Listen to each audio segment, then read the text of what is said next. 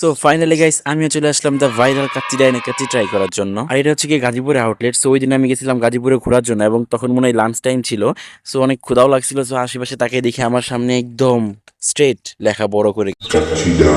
তো আর তখন আশেপাশে তাকে নেই, ভিতরে ঢুকে আগে কাচ্চির অর্ডার দিয়ে খাওয়া শুরু করতেছি। ওয়েট, আমি তো হাতই ধুই নাই, সরি মজা করলাম। আমি প্রথমে হাতটা ধুইছি, তারপর খাওয়া শুরু করছি, ডোন্ট ওয়ারি। আমরা দুইটা সিঙ্গেল কাচ্চি অর্ডার করছিলাম, দুইটা বোরহানি এবং একটা প্যাকেজ অর্ডার করছি, যেখানে ছিল একটা কাচ্চি, একটা বাদামের শরবত এবং একটা পায়েস টাইপ কিছু। বাই দ্য ওয়ে, কাচ্চিতে খাসির পিসগুলো অনেক ছোট ছোট হয়ে গেছিল, বাট নেক্সট টাইম যখন আমি কাচ্চি দরবারে খাইছিলাম তখন আমার পিসগুলো অনেক বড় বড় দিছিল। ওকে, আমি এখানে কাচ্চি ডাইনে বদনাম করতেছি না, বাট সিরিয়াসলি পিসগুলো অনেক ছোট ছোট ছিল। বাই দ্য ওয়ে, কাচ্চিটা কিন্তু একদম জোস ছিল, বাট যখন তারা আমাকে সার্ভ করতেছিল না, আমি কোয়ান্টিটি দেখে ভাবছিলাম এত কম কাচ্চি কিভাবে খাবো, এ তো আমার পেটই ভরবে না। পরে খেয়ে বুঝলাম যে না, কোয়ান্টিটি একদম ঠিক আছে। বোরহানিটা আমি পার্সোনালি পছন্দ করি না, এটা জানা সত্ত্বেও আমি অর্ডার করছি। আমার উচিত ছিল বোরহানিটা না অর্ডার করে আমি একটা বাদামের শরবত অর্ডার করি, অ্যাটলিস্ট তৃপ্তি করে খাইতে পারতাম। তবে যাই বলেন, আমার কাছে সবচেয়ে বেশি মজা লাগছে এই পায়েসটা। এই পায়েসের ভিতরে দুধের কোয়ান্টিটি এত পরিমাণ ছিল যে এত পরিমাণ ক্রিমি ছিল, আমার কাছে অনেক মজা লাগছে। সো আমার খাওয়া কমপ্লিট। আপনারা কারা কারা কাচ্চি জানে কাচ্চি ট্রাই করছেন অবশ্যই কমেন্টে বলে যাবেন। দেখা হচ্ছে নেক্সট আরো একটি ভিডিওতে, ততদিন সবাই ভালো থাকবেন।